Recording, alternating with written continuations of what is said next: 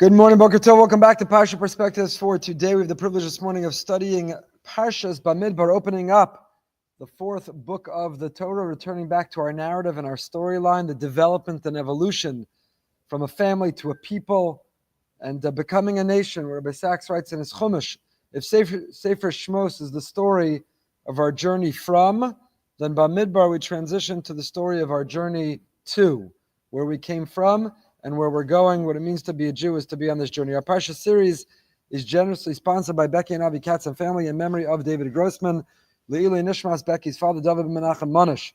This morning's shir is sponsored by Judy and Mitch Tarragon in commemoration of the third year outside of Jerry Tarragon, Yeshua Dov Ben Azriel. So the Neshama should have an aliyah. Thank you so much for your generosity. We're on page 726 in the Art Scroll Stone Chumash, and we begin. Vaydaber Hashem El Moshe Bamidbar Sinai Ba'ol Moed Be'achad L'chodesh Hashani B'Shana Hashanis. Let's say some Eretz Mitzrayim Le'mor. Hashem spoke to Moshe, and he spoke to him where? B'Midbar Sinai. We've spoken about this many times in the past. Why do we need to be told the topography, the geography, the climate, the environment? Torah was given, it was transmitted. This is the word of the divine. Hashem, the source of all existence, the creator, said, here's my blueprint for creation. Here's what to do and not do. What do we care what's happening outside? It was such a Jewish thing. Talk about the weather. What's the weather? It was so humid. You can't believe the humidity. It was nice longer than usual. We had the nicest Pesach. It was too cold. It was too hot. It was a desert. What do we care? What's the relevance of Bamidbar Sinai? We've spoken about this many, many, many times. If you listen to all the previous Parsha Shiurim on Bamidbar, we open up with exactly this and many insights in it. But this year we'll try to bring, as we always do, new insights and new ideas. So the Tiferes Shmuel Berenbaum, begins by talking not about the climate, the environment, but what the point and what we're doing there is the census. Mitochi basal lefanav mona osam kosha. Kadosh Baruch Hu, the Almighty, loves us. He has a deep and profound affection for us. And because of that, He counts us constantly. When we left Egypt, He counted us. And when we fell, when we made the mistake, when we had the poor judgment, worshipped the Egel, He counted us. To know how many were left, how many survived. And when He wants to rest His divine countenance, His intense presence among us, He counts us. And so on the first of Nisan, the Mishkan began to operate, and a month later, on the first of Iyar, Hashem once again counts us. He can't stop counting us. Person who counts their children, their grandchildren. Some people count their cars or their watches or their money. Whatever a person values and loves and appreciates, whatever a person can't believe they have, they just keep counting. Some people open the app, they look at their bank account. Hopefully it's full, not miserable what's missing, but they can't believe, they can't help but keep counting what's there. So what does HaKadosh Baruch Hu cherish? What does He love? What is He obsessed with? What does He have affection for? What does He keep counting? Us. We are the apple of His eye. We are the target of His count. That's what He can't get over. That's what He can't believe, kiviyachol, that He has. He has us. Says the Tiferes Shmuel Berenbaum, Ha'in shakadosh baruch hu mona osam kosha, laharas hachashiva shakol yachad v'yachad miYisrael. Hashem wants each and every individual to know we are cherished, we matter, we count. As Hashem will say later in the book of Dvarim, we are His children. We are His children. Just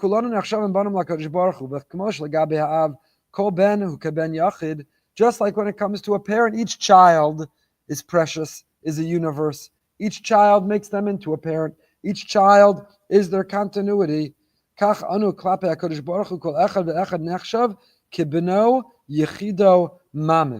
Each one of us should know and feel like we are Hashem's only child.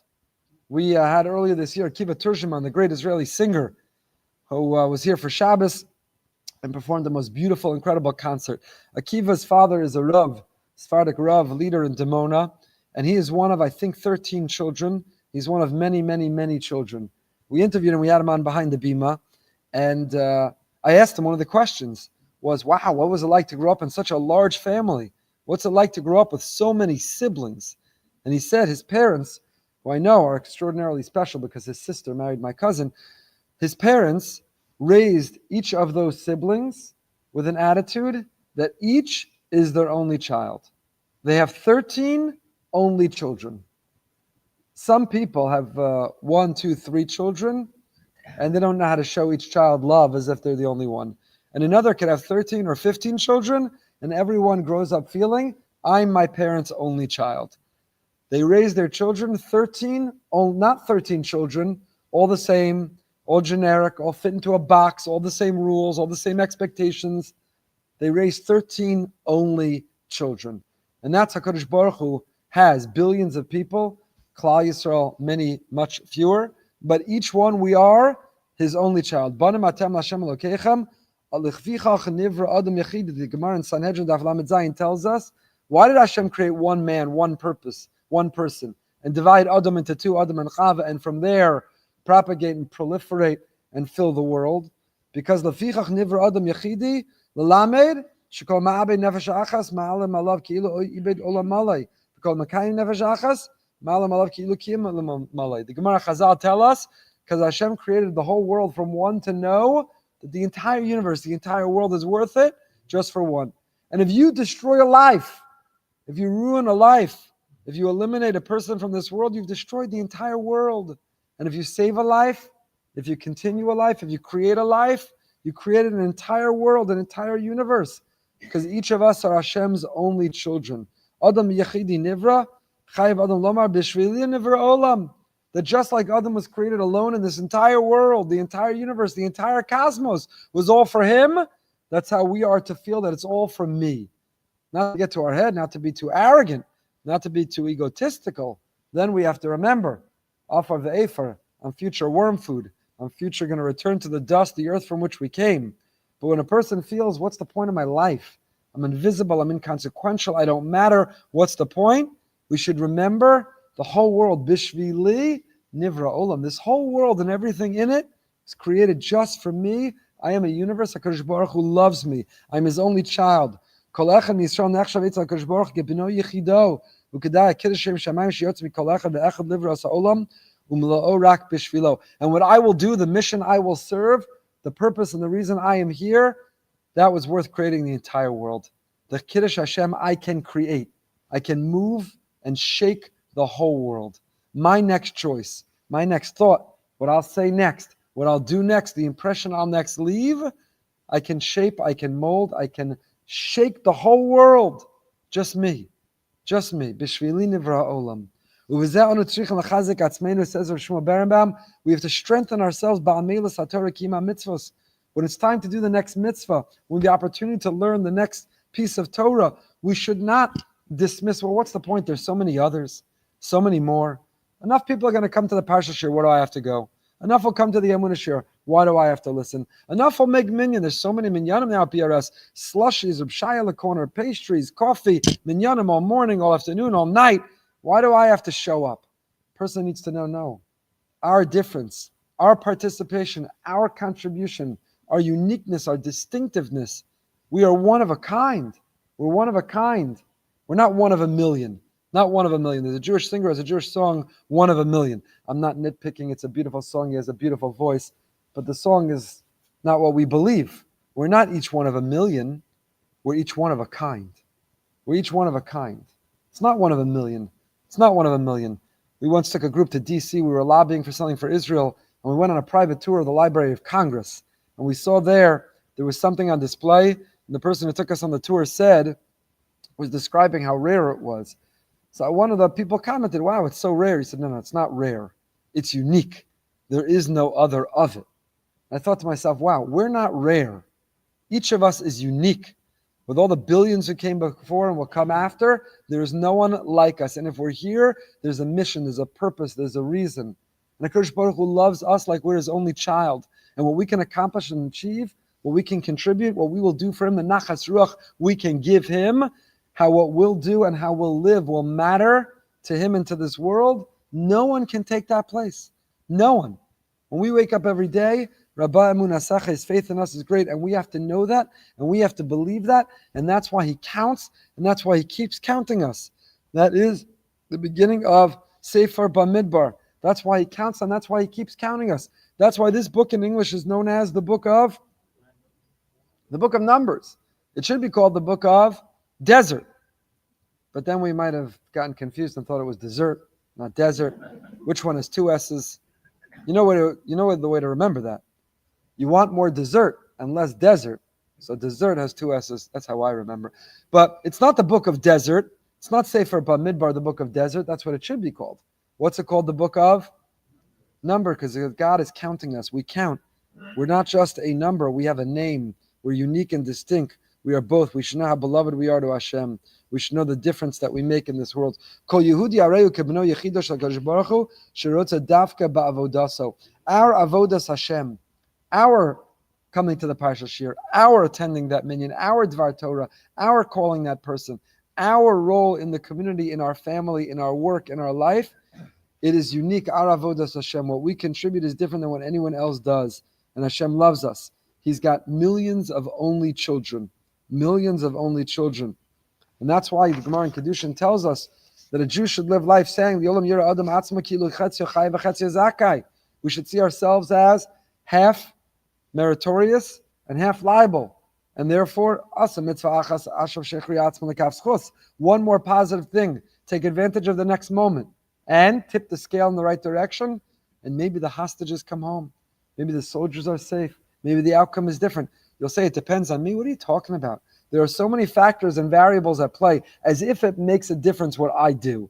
You're telling me that if I don't talk during davening, you're telling me if I show up on time, stay till the end, you're telling me if I make time to learn, you're telling me if I display a little more patience, a little more humility, you're telling me my character, my relationship with my children, my spouse, my shalom bayis will bring shalom to Israel and the world. It really matters. There's so many things at play. That matters. Yeah, that matters. That's our tradition. That's what the Gemara in Kedushin, the Rambam tells us. It matters. One thing we do can make the difference that tips the scales, that changes the entire outcome. This is not just a motivational pep talk. It's the truth. It is a deep, deep belief that we have. And that's what Hashem is trying to communicate here at the beginning of the Parsha. This is why He counts us. This is why He counts us, because each and every one of us count. And I would like to suggest, humbly to you this morning, that maybe this is one of the reasons why we dafka choreograph the laning of when we read what, so that Parshas Bamidbar falls right before Shavuos. If you didn't get the memo, Shavuos is Sunday night. Now, you don't really care because it's not Pesach, and it's only 2 days, not 8, and you don't have to work hard, but I care because I did get the memo, because the rabbis have to work as hard or harder than ever. A lot of shiurim, a lot of drushes, a lot of divrei Torah. So it's Sunday night. It's on my calendar, even if it's not on yours. And Sefer Bamidbar, we read Parshas Bamidbar always before Shavuos. The Gemara Megillah Daf Lamed Aleph tells us that Chazal choreographed our laning and the calendar when we double up. Why do we double up so many double Parshios recently? To make sure Bamidbar right before Shavuos. Taisvus there on the Gemara Megillah Daf Lamed Aleph tells me, "Time zanu korban Bamidbar Sinai kodem atzeres." You know why? Because it'd be a miserable, terrible way to go into Shavuos having just come off the Tochacha. We read last week the Tochacha, the harsh rebuke, the graphic descriptions of what happens if we're non-compliant, disobedient to Hashem. And that's a tough way to go into a Yontif. So in order to create a disruption, in order to create an interruption, we read the Parshas Bamidbar and then we bring it in. But I think perhaps a different reason. Maybe, because we come to Shavuos, and what does Shavuos celebrate? Kabbalah Satorah. We all stood at that mountain, the Midbar Sinai, in that desert, at that mountain, and we received the Torah. 2 to 3 million men, women, and children at the base of that mountain. An enormous gathering. And you know what happens in an enormous gathering? You can feel entirely and utterly invisible. True, it was very special. Everybody was healed. Everybody was present. Everybody was united. But maybe that sense of unity has a downside. Maybe the downside of that sense of unity is we blend together. We were so united, one community, one people, one nation, one destiny, that we just blended together. We erased any differences altogether. And maybe with that, we erased any individuality. So we just blended together. One big mush, one big cholent. How did the average individual feel on that day? How did the average individual feel in that moment? With such an enormous gathering, so united, so blended, so integrated, how did you feel significant? How do you feel you matter? How do you feel the Torah speaking to you? How do you feel that it's waiting for you? And maybe that's why we read Parshas Bamidbar right before Shavuos. Because how does the book of Numbers begin? With a census, with a counting. And Rashi wonders, why does it matter to Hashem? He can know in an instant. He can tell you exactly the number at any time. He's infinite and omnipotent. He has to go through the act of counting. So it was the act of counting, the chiba, the love, the affection, as if we're his only child. Even though you're part of 2 to 3 million, united and integrated and cohesive, but every individual counts. And your family is all together. Kanai Nahara, Baruch Hashem, blessed to have a big family, and you're all together. Well, at the same time, you can be all together and united, and yet you're focused on each and every individual. Each and every individual, their uniqueness, their distinctiveness, and the love that you have for the gift that they are. And that's how HaKadosh Baruch Hu loves us. Bishvili Nivra Olam. And Chayv Adam, person should say, the whole world was created just for me. And the next thing I do will tip the scale in one direction or another, and it will matter. So if you are ready for the Shavuos, if you stay up all night learning or not, you'll say, well, this campus is going to be alive. Hundreds, over 1,000 people will be. What difference does it make? It matters. It matters to Hashem. It matters to the conductor. He knows whether you're playing your instrument in that symphony, whether you show up. He can hear it. He has an ear. He can discern. He knows. Did you come to the learning, the shir, the program? Did you participate in the davening, in the groups, in the chesed opportunity? And maybe that's why we read Parshas Bamidbar before Shavuos, to remember that we matter before we go into Kabbalas Torah that might erase that sense of making a difference. Back to the desert. So the Medrash tells us, Vaydaber Hashem Moshe b'Midbar Sinai. Lama b'Midbar Sinai. Why do we have to identify where Hashem transmitted the Torah? That was Dafka b'Midbar Sinai. Mikan Shanu Chachamim. From here our rabbis taught, B'Gimel Dvarim Nitna Torah b'Eish b'Mayim b'Midbar. Torah was given with 3 things: fire, water, and in the desert. Fire,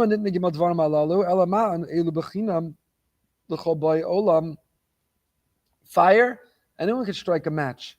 You don't have to buy it in the store. If you're really impressive, you could rub 2 rocks together. Anybody could create a fire.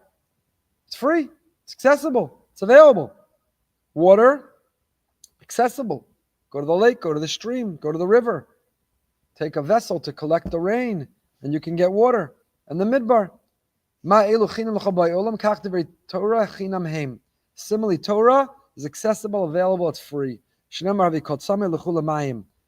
Just like anybody who's thirsty, come to the water, turn on the tap. You have access to water, so to anyone who's thirsty.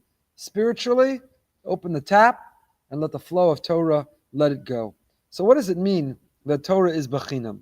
First of all, we paskin in Shulchan Aruch, we learn from here, Mahu b'chinam afata b'chinam.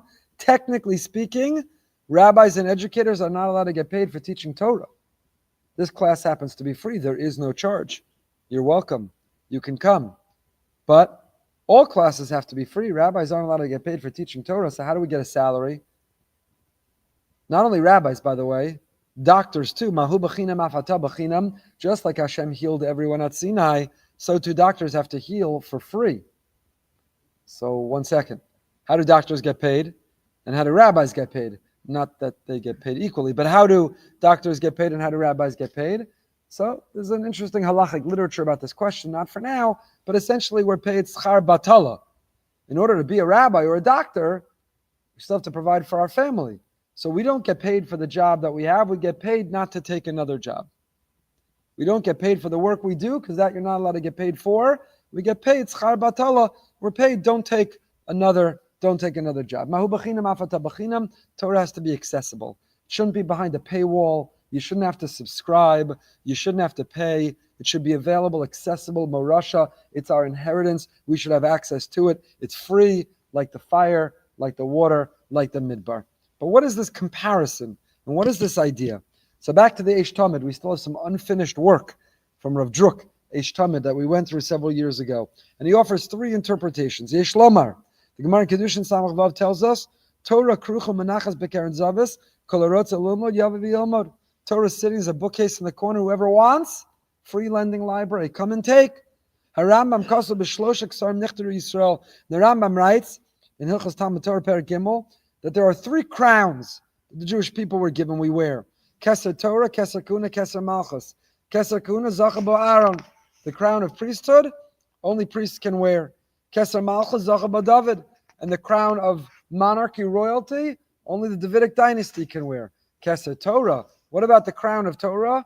Munach va'omen u'muchal l'chol Yisrael. I'm looking out at you right now, and this is a audience, this is a group, a tzibur, a kehila. You're all wearing the crown of Torah right now, and you look fantastic, I might add. You're wearing the crown of Torah on your head. You may not feel it, but I see it. You're wearing the crown of Torah. Shneimar Torah tziva lanu Moshe, morasha kilas Yaakov, kol mi sherotza yavo v'yito. Whoever wants, come and put on that crown. Kuna, you have to be a Kohen. Malchus, you have to be from the Davidic dynasty. Torah, doesn't matter how rich or poor, young or old, whatever your background, your education, your knowledge, doesn't matter your socioeconomic status, come and take. No one can come and say, I have a monopoly on Torah. It's mine. You can't have it. I have the truth. No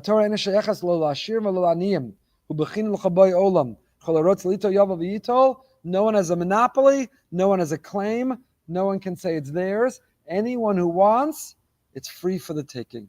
Come, every Jew. It's our birthright. It's our inheritance.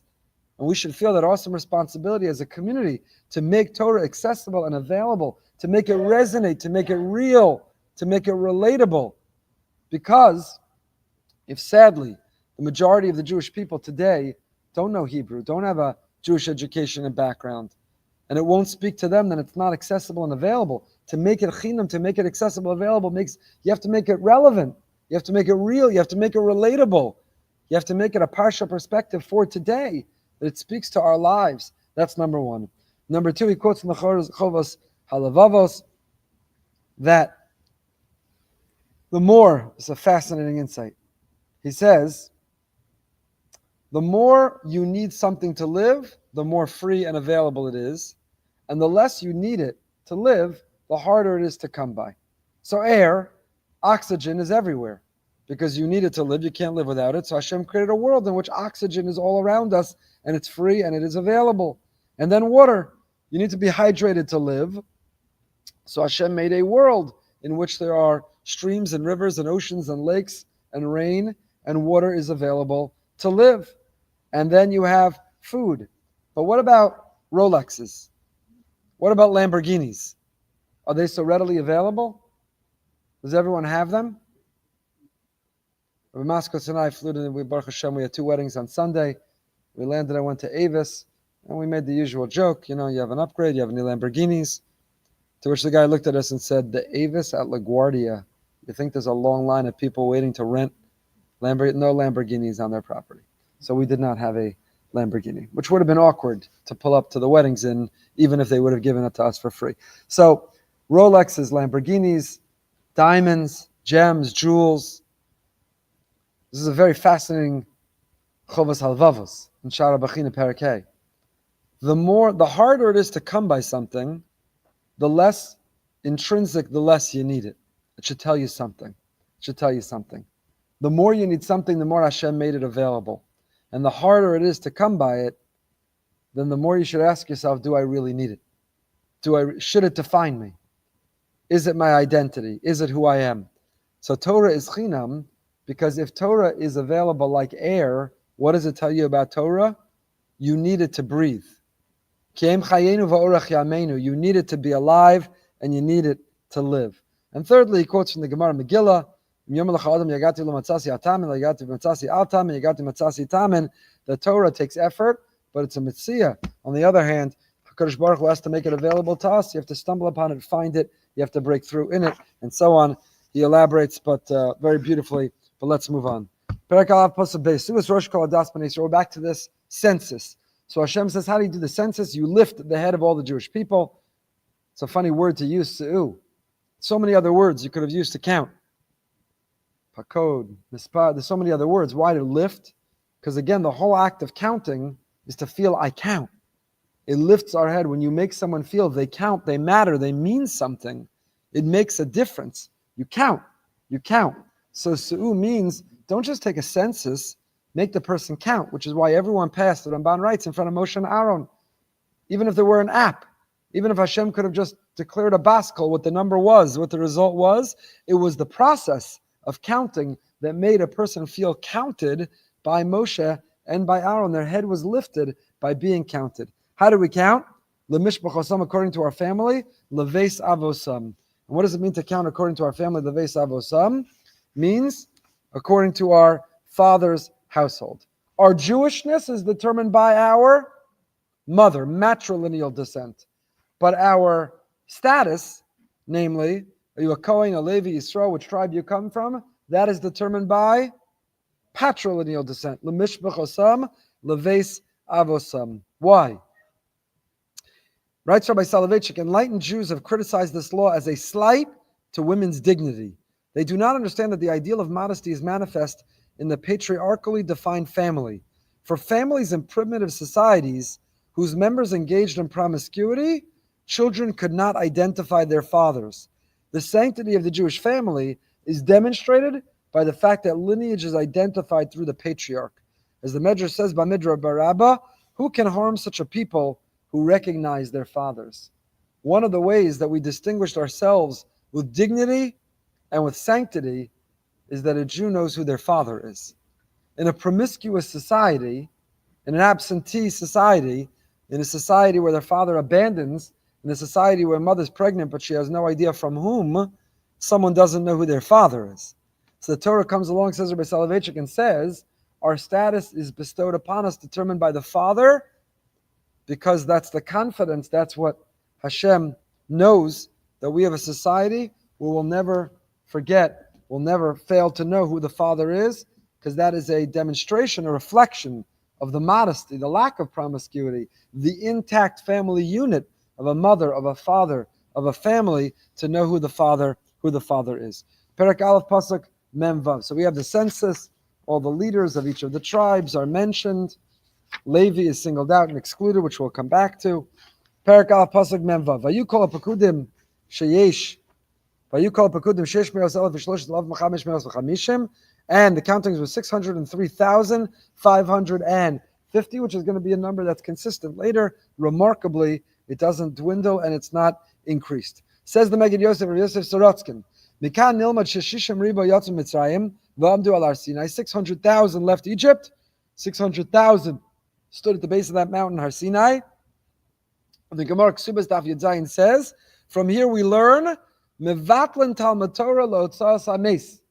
If you're sitting and studying, you're sitting and learning, you're in the base medrash, and there's a levaya, a funeral, you should close the book, leave the shir, and attend the funeral. Rabbi Yochanan man tilasa kenesi nasa, manasi nasa b'shishim ribo, afin tilasa b'shishim ribo. Just like when the Torah was given, it was 600,000. So too, when the Torah is taken, i.e., a Talmid Chacham, a Ben Torah, a person leaves this world, 600,000 should be in attendance. 600,000 were in attendance when the Torah was given. 600,000 in attendance when the Torah, the life of that Ben Torah, Talmid Chacham, Hani milaman dekar v'tani. That's true for somebody who sits and studies. Avalaman demasnei, Rashi says lachera, but somebody who doesn't just sit and study for themselves. Somebody who teaches Torah to others, less le shiura. So if you're learning Torah and there's a funeral of a Talmid Chacham, you should attend up to 600,000. After 600,000, you can sit and learn. Enough people are there. But if they're a Talmid Chacham who didn't just sit and study, but they also taught, then there is no upper limit. You attend the funeral, no matter how many. Why is there a difference? Says the Megid Yosef, Shir Bittul Torah Talmud Torah Levayistam Talmid Chacham Shishim Ribo. The shir, the measure of how much Bittul Torah, nullifying Torah for a Talmid Chacham who studies for themselves, is 600,000. That we learn from our pasuk. But Talmid Chacham who didn't just learn Shalamad V'Limeid V'Hemi Tamidam Ein Shir. V'Kulam Chayav Lavos. The whole world has to escort them. Why this difference between the one who studies and learns for themselves and the one who studies and learns and also teaches and shares with others? Vanira. The Talmid Chacham Shirak Lamad Avo Limeid Im Ptiraso Nistama Golal Al Talmudo. If you sit and study only for yourself and then you're done, when you die, so does your Torah. When you die, so does your contribution in Torah. Hamida Midas HaTorah Shabon Nitenas L'Memdida V'Hagdara Mamela Nitan Gan L'Hagdara is Midas HaKavod. So since there was a cap, an upper limit to your Torah, when you died, so did your Torah with it. So too, there's an upper limit and a cap to how many attend your funeral. But a Talmid Chacham who teaches others, they left students who will leave students who will leave students. The Torah continues to stream, to flow. So therefore, there is no upper limit. Therefore, it's endless and infinite how many attend their funeral. You see, Torah is meant not just to be learned and studied on our own. It's designed and meant lilmod ulalamed. It's meant to learn and to be able to teach and to share with others as well. Perek Aleph Pasuk Mem Tes. Levi,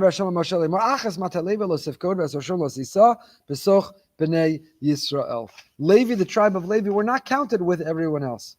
They were counted separately. Why were they counted separately? Rashi. Because this legion of the king should be counted separately. This is the honor guard. This is the king's cabinet, inner circle. They're not peasants. They're not paupers. They're not counted with everybody else. They deserve to have their own separate count.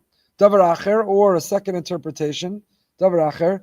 Tzipa HaKadosh Baruch Hu tzafal sh'asid lamar gzera kol minyan miben esrim shana v'ma'ala she'emuz Bamidbar. All those 20 and up were destined to die in the desert. Amar elu yu ein elu yu el b'chlal v'shem shali shaloto be'egel. The tribe of Levi will not die with them because they did not make that monumental mistake. When it came to the Chet Egel, Levi did not worship with them. Says Berenbaum tzarich in Tuva, Hagzer shakanim ben esur shama imus Bamidbar. That gzera, that all those who were 20 and up died in the desert, was because of which sin? No, the Chet Meraglim. Those who subscribed, those who cried that night for no reason, the sin of the spies. When the spies came back from investigating the land, they gave a negative report. And those who believed and accepted their negativity, they died in the desert. So why does Rashi, why do Chazal say Hashem didn't count Levi? Because Levi didn't make the mistake with the Chet Egel, wrong Chet. Unfortunately, there were many to choose from, wrong Chet. The Chet that Levi didn't participate in was the Chet HaMeraglim, not the Chet HaEgel. I'm sorry, it was the Chet HaEgel, Levi didn't participate. But the reason 20 and up died was the Chet HaMeraglim, not the Chet HaEgel. Imkein ma bir b'divrei Rashi, shem shalish loto be'egel. Halo gzera ibnei dibas HaMeraglim, lom ne Chet HaEgel. Adarabba, harei mitzad Chet HaEgel, nischaper lehem avonam. When it came to the mistake of the Egel, God forgave us. God forgave us. Moshe did a good job. Salachti kidvarecha. Moshe advocated on our behalf, and he earned our forgiveness and atonement. Salachti kidvarecha. Hashem said he forgave us. So what's going on over here? Hashem says, I can't count Levi with the Jewish people, because the Jewish people are all going to die from 20 and up, and Levi didn't make the mistake with the Chet HaEgel. Yeah, but the reason they'll die from 20 and up was the Chet HaMeraglim, not the Chet HaEgel. So how does it help that Levi didn't participate in the Chet HaEgel? Problem is the Chet HaMeraglim, the Chet HaEgel, Hashem forgave all four. So what's going on in this Rashi? We learned this Rashi a million times.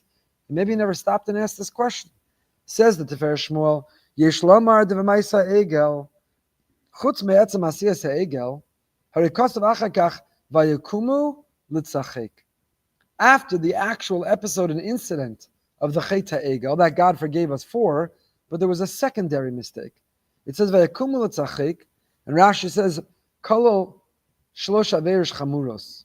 In that moment, the Jewish people indulged their lowest self, and they began to subscribe. They began to act with the three cardinal sins: promiscuity, and not valuing life, and idolatry.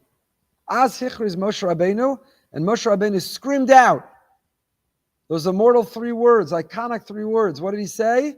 Mi Lashem Elai. Whoever is for God, come with me. Are you with him or against him? Which side are you on? Step up, stand out, man up. Mi Lashem Elai. Someone was going to have to stand up. Someone was going to have to speak out. Someone was going to have to distinguish themselves. Who's going to be on the right side of history? And who answered that call? Mi Lashem Elai? The tribe of Levi. Ve'asu elav kol b'nei Levi. Kol hashevet Levi nesru l'tzad Moshe Rabbeinu. U'masru nafshem l'kadis Hashem Hashem. Levi all stood up as one. Levi as a tribe manned up, stood up, were willing to stand out. They answered that call of Mi Lashem Elai. Since Hashem needed them in this moment, Mida Keneged Mida, He counted that He'll never forget that. In your time of need, if you've ever been in a time of need, you say, who's with me? Who's with me? There are times in my life, my rabbinic career, where I've been attacked unfairly, unjustly. I've been attacked also fairly and justly. I've been criticized and I learned from it. It could have come differently, the message, the messaging, the messenger, but you can learn from it. You could look back and say, that was fair. I made a mistake. I learned from it. But I've also been attacked unfairly, unjustly, inaccurately, terribly, terribly. And I remember who stood with me. I remember who showed up to the event. I remember, and I'll never forget, who reached out. Koach Baruch Hu, when it's time to count Klal Yisrael, he says to Levi, I'm not going to count you with everybody else. I want you to know I never forgot how you answered Mi Lashem Elai. That has nothing to do with the Cheta Maraglim and 20 and older and who will die in the desert. I forgave everyone for the Cheta. I forgive everyone who didn't stand with me when I was attacked. I forgive everyone who was a no-show, who was invisible, who bailed, who were cowardly, who chickened out. I forgive everybody. But I'll also never forget who showed up. And Hashem says, I forgive everyone for the Cheta Egel, but I'll never forget who answered the call of Mi Lashem Elai. And in our time, we have that call all the time. All the time. You have to extend your antenna. You have to be perceptive to hear it. Mi Lashem Elai. Hashem is looking down at us in this confused and chaotic world, in the time of increased anti-Semitism, Israel, our brothers and sisters, our soldiers and hostages, in a time in which there's such moral blurring of boundaries and confusion and corruption. And Hashem is calling out, Mi Lashem Elai, and He will never forget who answers the call. Mi Lashem Elai. And that's why Rashi wasn't confused. Chazal weren't confused. Cheta Egel, Cheta Meraglim. Yes, he forgave the Cheta Egel, but he also simultaneously never forgot who answered the call of Mi Lashem Elai, and it was Shevet Levi, and therefore he counted them separately. Perek Aleph Pasuk Nun Gimel. Turn to page 732. V'alavim yachanu saviv Mishkan, and the tribe of Levi who are counted separately, they encamped around the Mishkan Ha'edus. V'lo yeleketzav aladas b'nei Yisrael. V'shomer alavim es mishmeres Mishkan Ha'edus. They encamp around the tabernacle of testimony. There's no wrath upon the assembly, and Leviim shall safeguard the watch of the tabernacle of testimony. I don't think you can get it yet still. But the Rabbi Sachs Chumash, when it comes out, you should, a collection of all of Rabbi Sachs' teachings organized by Parsha. It's fantastic. And he writes the following on this pasuk: Yachanu saviv Mishkan Ha'edus, encamp around the tabernacle. The book of Numbers is about a people the divine presence is in its midst. Hashem is no longer simply the distant, majestic creator of the universe and intervener in history. He is also close, the Shechinah. God is immanent as well as transcendent. God as neighbor. Shechinah is from the word Shachen, which means a neighbor. Jewish spirituality conceives of Hashem in abstract and awe-inspiring ways. God is more distant than the furthest star and more eternal than time itself. Yet, no religion has ever felt God to be closer. In Tanakh, the prophets argue with Hashem. In the book of Tehillim, David HaMelech speaks to Hashem in terms of utmost intimacy. In the Talmud, Hashem listens to the debates between the sages and accepts their rulings even when they go against a heavenly voice. God's relationship with Jewish people, say the prophets, is like that between a parent and a child, or between a husband and a wife. In Shir Shirim, it is like that between two infatuated lovers. The Zohar, key text of Jewish mysticism, uses the most daring language of passion, as does Yedid Nefesh, the poem attributed to the 16th century Tzvas Kabbalist, Rabbi Elazar Azikri. That is one of the most striking differences between the synagogues and cathedrals of the Middle Ages. In the cathedral, you sense the vastness of God and the smallness of humankind. In the Alten Shul in Prague, or the synagogues of the Ari and Rabbi Yosef Karo and Tzfas, you sense the closeness of a God and the greatness of humankind. He's so great, Rabbi Sachs. Yachanu saviv leMishkan Ha'edus. That's what Sefer Bamidbar is all about.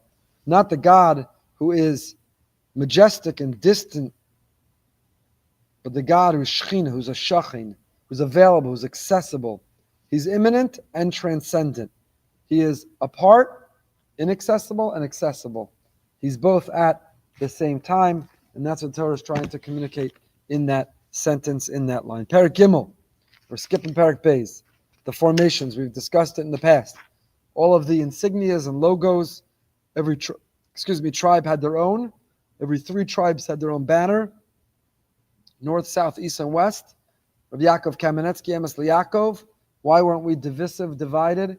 Why weren't we competing? It sounds like a big color war in the Midbar. Everyone had their own banner, their own logo, their own song, their own uniform. Sounds like a big color war in the Midbar. Color war has war in its name. Color war. So how did it not lead to war and infighting and tension and machlokas? Right? So Rabbi Yaakov so brilliantly. You know why? What was at the center of the encampment? The Mishkan, the Aron, the Luchos, Hashem. You can have diversity when it's centered on community. That's our shul. How do you have 8 minyanim on a campus on Shabbos morning and there's no conflict and tension and divisiveness? Because if the Mishkan is at the center, if Hashem is in the middle, if Hashem in Judaism and community are the brand, then you can have all the room for all the diversity, all the shvatim in the world.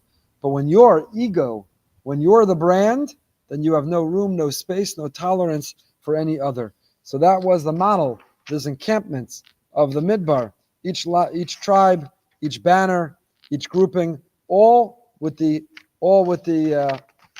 Mishkan in the middle. Perek Gimel Pasuk Yud Daled. Perek Gimel begins with Eila told us Aaron and Moshe, the offspring of Aaron and Moshe. We discussed this also, I think as recently as last year. We list the progeny of Aaron, even though we just said the offspring of Moshe. Why? Because anyone who teaches someone else Torah is it gave them life. And we talk about that halacha lemaisa. Those who don't have biological children still can have children, can still have children. I just paid a shiva call to a member of my family sitting shiva by marriage, whose brother died very suddenly, very sadly at a young age, who didn't have children of his own. An extraordinary thing about him was, and at the funeral, one of his friends described, he said, if somebody dies young, 42 years old, that didn't have children, they can go one of 2 ways. They can withdraw and not care about anyone or their children because they don't have their own, or they can see and feel and shower tremendous love on other people's children. And this individual, Binyamin Zev, shared his friends' children. He brought them gifts, showered them with presents. His nieces and nephews, he was an incredible, incredible uncle. And you see that even when a person doesn't have biological children, doesn't mean they don't have children. Is there a bigger or greater example in history than the Lubavitcher Rebbe and Rebbitzin, who had no biological children of their own, but a greater father and mother? Today, how many shluchim never met the Rebbe and yet consider him their father? Not just their spiritual father, literally their father. They'll die for him today. They know everything he wrote and said. He is their father. So a person can have no biological children and have countless children. And a person can have biological children if they don't nurture them and mold them and shape them in a continuity and with Torah and a future, then biologically they are connected, but they're lacking a spiritual parenthood. So you see the notion, the very definition of parenthood is not only biological. It's so much more. There's a lot more to say on this Rashi, but I said we're not saying it this year. We've talked about it in the past. The appointment of the Levium and their special role, they take the place of the firstborn of the Bechor, which brings us to Pasuk Yud Daled. Vaydaber Hashem Moshe b'Midbar Sinai le'mor. Here we repeat again that Moshe is transmitting and teaching the Torah where? In the wilderness. In the wilderness. And back to Rabbi Sachs, our second Rabbi Sachs for the day. Why in the wilderness? Parshas Bamidbar is usually read on the Shabbos before Shavuos. It's the time of the giving of the Torah. Bamidbar means in the desert.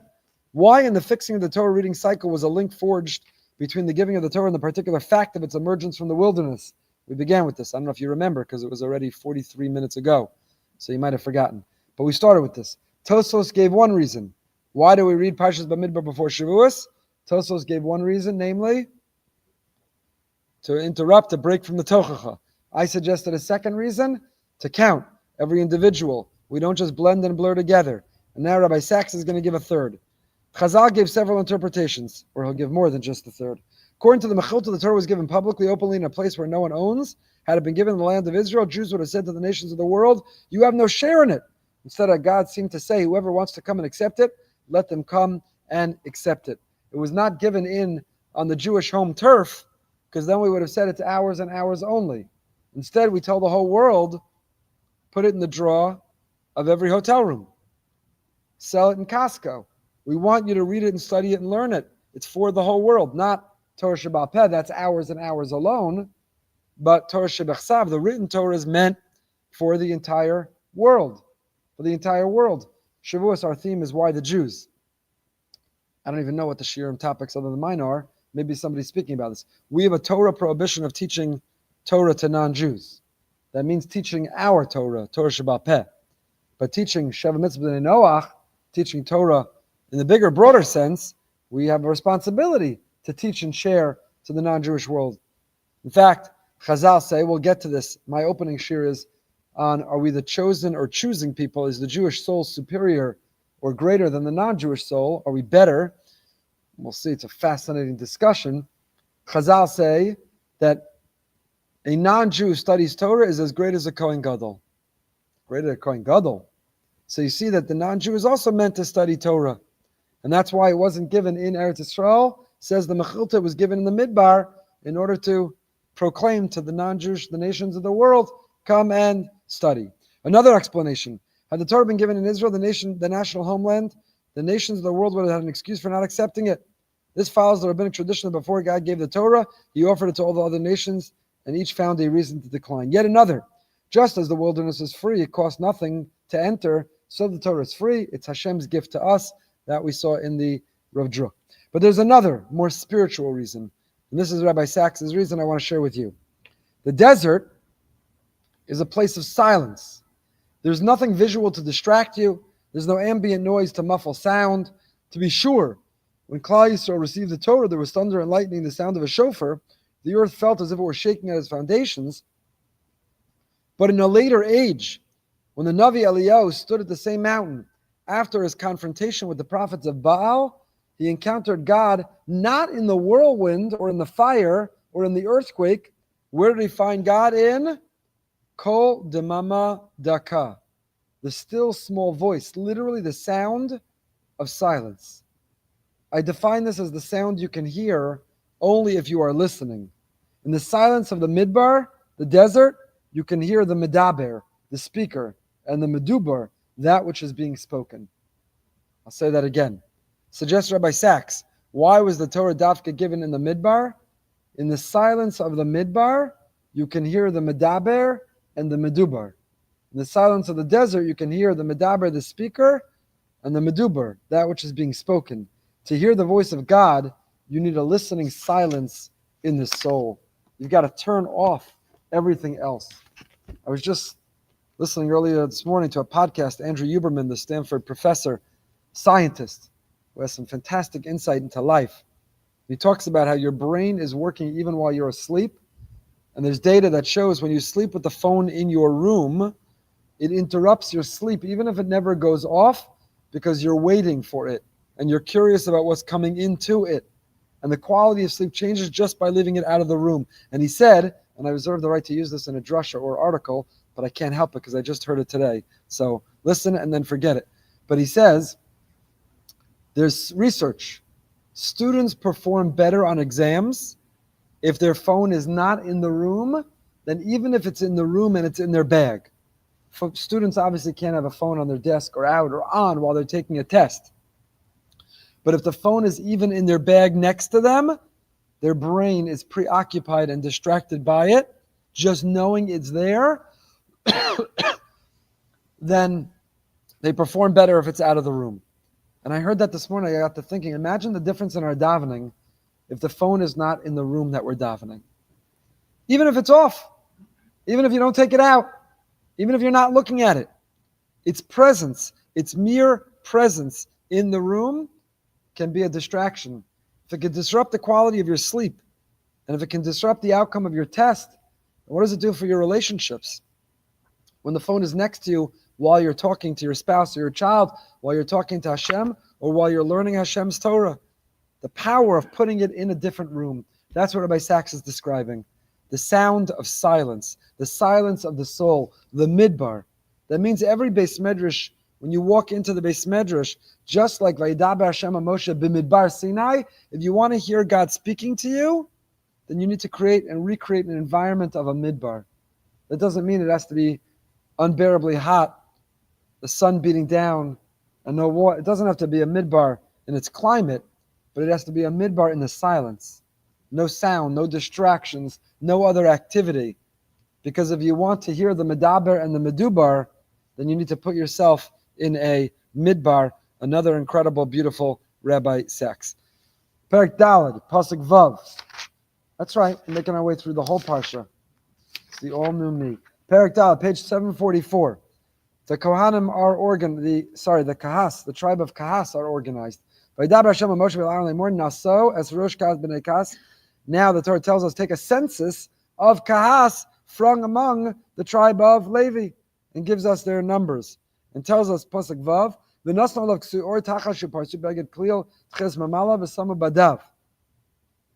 this is the work of Bnei Kahas in the tent of meeting, the most holy. When the camp is journeying, Aaron and his sons, they come, they take down the partition curtain and the cover. They place upon it a Tachash skin covering and spread a cloth entirely of turquoise wool over it and adjust its straps, its staves. Says Rabbi Soloveitchik.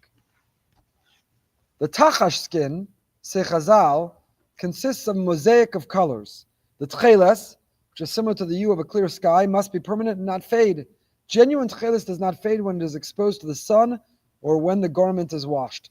The protection of the ark consisted of a Tachash skin, a colorful covering, followed by a Tiferes cloth. In other words, when you take it apart and you're protecting it in transport, you cover the Aron with Tachash skin, coloring, colorful, and Tiferes that doesn't fade. Why? I mean, the image I have is like yeshivish. Should cover the Aron with black and white. This is the exact opposite of yeshivish. The Aron was covered with Tachash, uparsu beged klil Tiferes memala. It's the most colorful Aron. Colorful like the rainbow over the Aron. What's the significance? Wonders the Rav. A Jew must guard his spiritual possessions like the apple of his eye. He must yearn for them to remain with his children forever. The many colors in the Tachash skin represent the many halachic details in the Torah. If we're not careful with every detail within every mitzvah, Judaism cannot last. Judaism is Tachash covering, a garment with patterns of various colors. If one is careful with every detail in this wonderful tapestry, Judaism will last. If one eliminates certain colors in the Tachash, it loses its integrity and beauty. When one strives to preserve Shabbos for future generations, one must observe it in the manner stipulated by the Halacha and Shechinah. If a Jew permits carrying, burning, extinguishing, he cannot expect that his children will observe Shabbos. I know well that being careful with such details is associated with many difficulties and sacrifices. Nevertheless, the details are integral. The Tiferes cloth symbolizes steadfastness, our self-sacrifice, our love for our sanctity. Just as one cannot separate the blue color from the garment, no power on earth can separate the Jewish people from the Ribono Shel Olam. There's a beautiful symbolism and significance in that Tachash skin. Perek Daled Pasuk Tes Zayin. 746. Pekudas Elazar ben Aaron HaKohen Shemen HaMorov K'toras HaSamen Nechaztam Shemen HaMishcha Pekudas Kol Mishkan V'chol Asher Bo B'Kodesh U'V'Keilav. Listen to this insight. It's amazing. Elazar, the son of Aaron HaKohen, was tasked with carrying what? The incense. He had an enormous amount he had to carry. What did he have to carry? Rashi quotes the Yerushalmi. Elazar was not merely charged with overseeing the transfer of these items from place to place, the oil, the spices of the Ketores, the daily flour offering, but he himself, Elazar, Aaron's son, carried them. And the Ramban has a calculation. How much was that? He had to carry all these things. What that weigh? What that weigh? So the oil for a year was 183 lug. A lug is half a liter. Spices for the incense, the Ketores, was 365 mana. A mana is approximately a pound. So altogether, he probably carried more than 2,000 pounds, in addition to the other tasks that were relegated to him. So the question is, how? 2,000 pounds? Is it like a weightlifter, a heavy lifter? Steroids? Got him tested? How did he do it? It's an enormous responsibility, an enormous weight. not a weight of responsibility, literally an enormous weight. So the Ramban concludes with a pasuk from Yeshaya. V'kovei Hashem Yachalifu Koach. Kovei Hashem, if your hope and your faith are in Hashem, Yachalifu Koach, you have more and more and more strength. The Ramban's principle is that a person's burden of responsibility could be incredibly, incredibly heavy. But if you feel that Hashem is the one who gave it to me, then He gives me the koach to carry it. So much to carry. So much to carry. Community leaders, askanim, rabbanim, feel I have so much to carry. Parents, children, businesses, business owners, gabayim, magidei shir, so many realms of life. A person feels I have so much to carry, carrying so much on my shoulders, multiple institutions and budgets and people and problems. How can I do it? I'm going to collapse under the burden. It's too much. It's so much to carry. Says Rav ben Shirei Chumash, based on this Ramban, you see from here that if you feel that Hashem has specifically and individually told you, this is your tafkid, this is what you're meant to carry, then Yachalifu Koach, He gives you the Koach to carry it.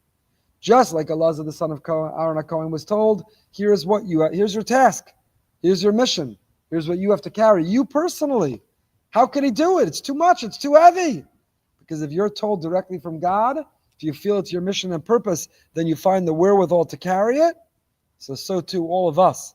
Whatever we have to carry, our family, our responsibility, if we feel it's from Hashem, then we also have with it the wherewithal to be able to carry it. I wanted to end with the pasuk, the last pasuk of the Parsha. You cannot come, only the Kohanim could be there. Even Levium, Yisraelim cannot be there when they're packing up in the Holy of Holies. In order to transport it, you cannot be there. What was so dangerous? The Otzer Plos HaTorah, on our fly-in last week, we had the schus to meet Rav Zichroman, Shlita, and to thank him for his incredible Torah, his incredible Sfarim, Otzer Plos HaTorah. He quotes here the tradition, based on the Targum. Anybody who looks at the ark, who's not meant to be looking at it, will drop dead, and they'll die and be consumed by fire. Sound familiar? You know about it, not for the right reasons, which I won't even reference. But it comes from a medrash. There was a miracle. If a person who wasn't meant to look at it looked at it, they would die immediately. That's what this last pasuk is telling us. And how did they die? So the Targum Yonasan ben Uziel says, "B'sreifas ha'esh." They would they would die from a special fire. Moshe Sternbach says he doesn't know exactly where it ever says that, but there's a tradition that somebody who sees the Aron who wasn't meant to look at it will die from a fire. And the Mishnah in Sanhedrin tells us, if you steal kli sharis, person who steals a vessel from the Beis HaMikdash, it's a death penalty. Based on this pasuk, blia means geneva. If you acquire, if you steal, if you absorb, if you take that which doesn't belong to you, you'll die. And from here, some have a tradition to put up a sign in the Beis Medrash. He quotes the Otzer Plos HaTorah. He's a lot more on this. That anyone who takes a sefer from the library, out of the library, there's a chayrim against them. Just like this pasuk, lo yavo liros kebala el hakodesh. Don't be bolea the kodesh. Don't swallow, don't absorb, don't take, don't remove a book, a sefer from the Beis Medrash, from the library. There's a special chayrim against such a person that also traces back to this pasuk and to our parsha. We are not meeting next Tuesday. You know why? You're not available. It's the holiday of Shavuos. We're going to be doing a lot of learning, just not in the parsha perspectives for today. So we'll resume the week after. We're wishing everyone a good Yontif and a Chag Sameach. Should be Besoros Tovos Yeshuas v'Nechamos. Mirz Hashem will be standing at that mountain to receive the Torah together with the hostages, with all of our soldiers, with all of Klal Yisrael, safely and together.